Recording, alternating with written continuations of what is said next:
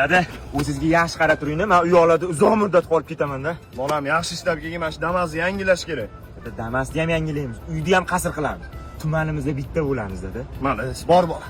Bor. Самое светлое чувство, самое светлое чувство.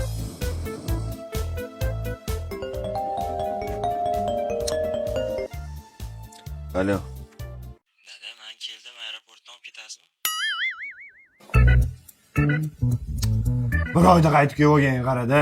Ya dada, o'zimni o'qqa urdim, cho'qqa urdim, bo'lmadi endi, patent chiqmadi, posredniy aldab ketdi orada.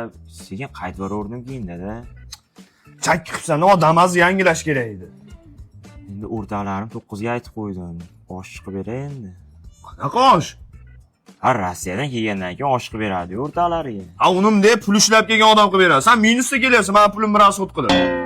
Endi ularga pul ishlab keldim, qo'yaverdim. Ya, yig'ishlar qanaqa osh? Hadi bir kartochka parcha qo'yib beraylik dada. Dada, возвращался, брат. Shokolad ham olib kelmading, nomard. Ha, keyingi safar borganda olib kelaman dada. Kerak emas. Dada, bu mashni domga. Men Rossiyaga ketyapman-da, shunga nima olsam bo'ladi? Qara, Rossiya sovuqda, yoqda issiq kiyim kerak.